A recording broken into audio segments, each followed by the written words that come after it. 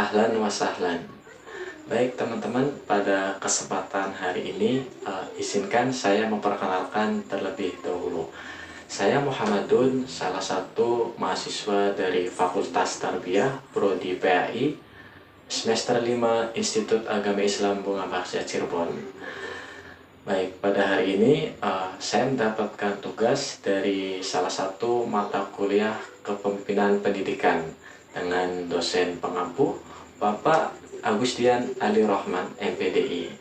Nah, pada hari ini juga saya akan sedikit berbagi pengetahuan, yaitu mengenai tentang kepemimpinan pendidikan. Nah, sebelum kita membahas materi kepemimpinan tersebut, mohon bantuan dari teman-teman, yaitu dengan like, komen, dan subscribe. Nah, baik teman-teman, kita langsung saja ke pembahasan hari ini. Baik teman-teman, pada pembahasan hari ini, yaitu kita akan membahas tentang tipologi kepemimpinan pendidikan, yang mana tipologi kepemimpinan pendidikan ini merupakan salah satu dari ruang lingkup dari materi mata kuliah kepemimpinan pendidikan. Nah, di sini ada definisi atau pengertian tentang tipologi kepemimpinan pendidikan. Nah, tipologi atau model kepemimpinan mengandung pengertian suatu perwujudan tingkah laku dari seorang pemimpin yang menyangkut kemampuannya dalam memimpin. Nah, tipologi kepemimpinan atau kita bisa disebut dengan leadership style, yaitu pemimpin yang menjalankan sebuah fungsi kepemimpinannya dengan segenap filsafat, keterampilan, dan sikapnya. Dan dengan adanya tipologi atau gaya kepemimpinan, tidak lain yaitu supaya terjalin kerjasama serta yaitu adanya visi dan misi, dan tidak lain juga untuk mencapai sebuah tujuan bersama dalam organisasi. Nah, kemudian berikutnya itu adalah macam-macam model kepemimpinan. Nah, macam-macam model kepemimpinan ini tentu teman-teman ada beberapa jenisnya, karena kita sebagai kodrat manusia sudah ditakdirkan oleh Allah SWT diberikan sebuah pemikiran yang berbeda-beda. Nah, lalu apa sih apa aja macam-macam model kepemimpinan tersebut? Baik, yang pertama yaitu ada model kepemimpinan demokratis. Nah, gaya kepemimpinan demokratis yaitu suatu kemampuan yang mempengaruhi orang lain agar dapat bersedia untuk bekerja sama dalam mencapai tujuan yang sudah ditetapkan, yaitu dengan berbagai cara atau kegiatan yang dapat dilakukan di mana ditentukan bersama antara bawahan dan pimpinan. Jadi model kepemimpinan ini sudah diterapkan dalam negara kita. Dan bahwasanya sebuah tindakan atau keputusannya itu berdasarkan hasil dari musyawarah atau kesepakatan dari antara pemimpin dan juga bawahan, ya seperti itu ya teman-teman ya. Baik, berikutnya yang kedua yaitu ada model kepemimpinan delegatif. Kepemimpinan delegatif memiliki ciri-ciri, yaitu pemimpin akan jarang dalam memberikan arahan. Pembuatan keputusan diserahkan kepada bawahan dan anggota organisasi tersebut diharapkan bisa menyelesaikan segala permasalahannya sendiri. Nah, jadi kepemimpinan delegatif ini dalam menindak sebuah keputusan atau tindakan dan juga wewenang itu diberikan kepada bawahannya, kepada anggotanya. Jadi bisa dibilang model kepemimpinan ini model kepemimpinan cuek ya teman, tapi bukan berarti cuek menghindari dari tanggung jawab ya. Jadi emang model kepemimpinannya seperti itu. Dan biasanya kalau model kepemimpinan delegatif ini tuh jarang adanya arahan atau pengarahan atau memberikan motivasi. Jadi memberikan motivasi atau arahan itu hanya sekedar formalitas, hanya waktu-waktu tertentu gitu ya. Nah, kemudian yang berikutnya yaitu ada model kepemimpinan birokratis. Nah, kepemimpinan birokratis ini dilukiskan dengan pernyataan memimpin berdasarkan adanya peraturan. Perilaku memimpin yang ditandai dengan adanya keketatan pelaksanaan suatu prosedur yang telah berlaku untuk memimpin bawahannya, dan segala keputusan itu berdasarkan dari aturan yang telah berlaku dan tidak ada lagi fleksibilitas. Jadi segala wewenang, ketentuan, model kepemimpinan ini tuh berdasarkan sesuai dengan aturan yang sudah diterapkan dalam organisasi maupun sekolah ya teman-teman ya. Tapi bisa dibilang kepemimpinan birokratis ini itu kurang dalam sebuah tindakan-tindakan yang sifatnya baru, karena mungkin pasti ya dalam sebuah di lingkungan organisasi itu ada sebuah permasalahan-permasalahan. Nah, dengan model kepemimpinan ini, jadi segala permasalahan atau ketentuan itu berdasarkan sesuai dengan aturan yang ada di organisasi tersebut gitu, atau dalam sekolah tersebut. Nah, kurang lebihnya seperti itu. Nah, baik, berikutnya yang keempat, ada model kepemimpinan otoriter atau authoritarian. Nah, kepemimpinan ini adalah model kepemimpinan yang telah memusatkan segala keputusan dan kebijakan yang ingin diambil dari dirinya sendiri dengan secara penuh. Segala pembagian tugas dan tanggung jawab akan dipegang oleh pemimpin, sedangkan bawahannya hanya sekedar melaksanakan tugas yang sudah diberikan. Nah, mungkin ini teman-teman tidak asing lagi ya dengan kepemimpinan ini ya, model kepemimpinan yang otoriter.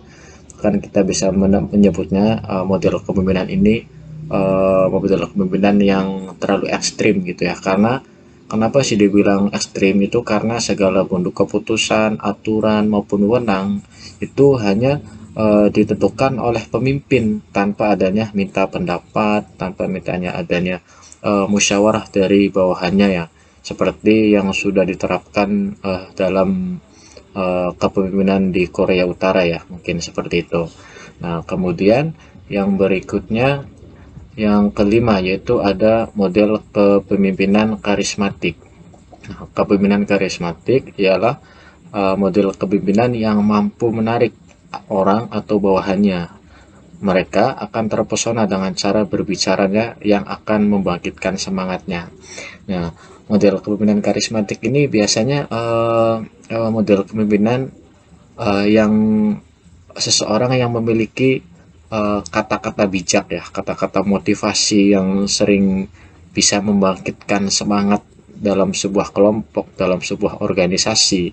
Nah, dia model kepemimpinan ini pandai dalam memberikan motivasi, memberikan semangat dalam anak buah atau bawahan maupun anggotanya, seperti itu. Akan tapi dalam model kepemimpinan ini ada kekurangan juga, itu biasanya mungkin bisa dinyatakan apa ya, tong kosong bunyi nyaringnya, kurang lebihnya seperti itu. Jadi hanya ucapan aja yang dipegang, akan tetapi kerjaannya kurang ya, mungkin kurang lebihnya seperti itu. Nah, berikutnya yaitu yang keenam ada model kepemimpinan administratif. Nah, kepemimpinan ini akan terkesan kurang inovatif dan terlalu kaku dalam memandang aturan. Sikapnya sangat konservatif serta takut dalam mengambil resiko dan cenderung akan mencari aman.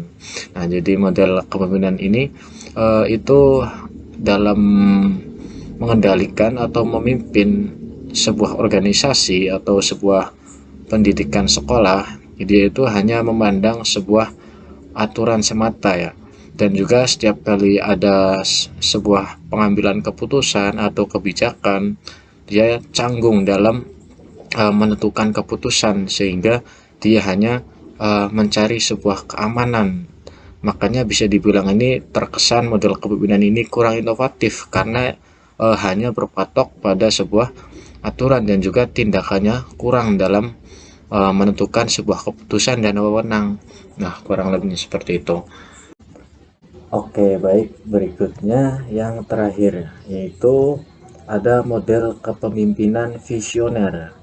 Nah, model kepemimpinan visioner ini yaitu model kepemimpinan yang bisa memberi arti pada lingkungan kerja dan juga usaha yang perlu dijalankan secara bersama-sama.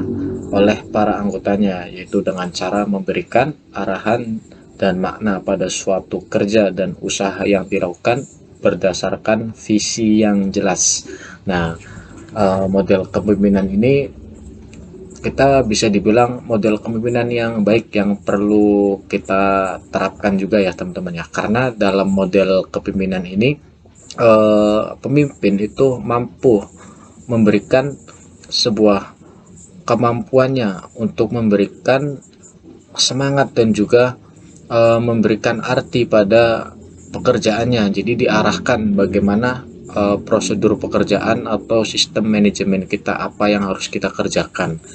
Kenapa? Karena dalam model kepemimpinan ini itu mempunyai visi yang kuat, dan juga biasanya model kepemimpinan ini bisa terrealisasikan dalam visinya, dan juga ciri-cirinya itu yang mempunyai kepemimpinan visioner ini yaitu memiliki pengalaman yang luas dan juga berani dalam melakukan sebuah keputusan ataupun tindakan yang tentu baik dalam organisasinya atau dalam sistem pendidikannya seperti itu.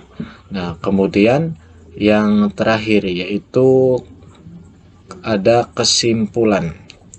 Nah, berdasarkan dari beberapa macam tipologi atau model kepemimpinan yang sudah kita bahas, bisa disimpulkan yaitu mengkolaborasikan beberapa model kepemimpinan.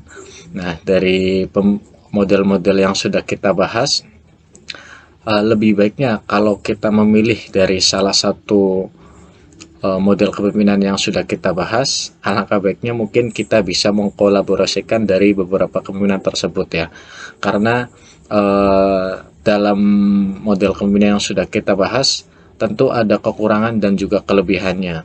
Nah, dengan kita mengkolaborasikan, jadi kita tahu apa-apa yang harus kita jalankan dan juga apa-apa yang harus kita cegah, apa yang kita perbuat. Ya, mungkin kurang lebihnya seperti itu ya teman-teman. Nah, itu dia pembahasan kita pada hari ini ya teman-teman. Mudah-mudahan apa yang dapat saya sampaikan mudah-mudahan bermanfaat bagi saya pribadi maupun juga buat teman-teman. Dan mohon maaf bila ada kekurangan maupun kesalahan. Insya Allah apabila kita bisa mengamalkan sekecil apapun, baik itu batu, itu insya Allah akan menjadi sebuah nilai yang sangat luar biasa. Dan sebaliknya apabila kita menyepelekan, sebesar apapun, bahkan mutiara pun tidak dapat ternilai apabila kita menyepelekan. Mungkin kurang lebihnya segitu. Saya Giri. Assalamualaikum warahmatullahi wabarakatuh.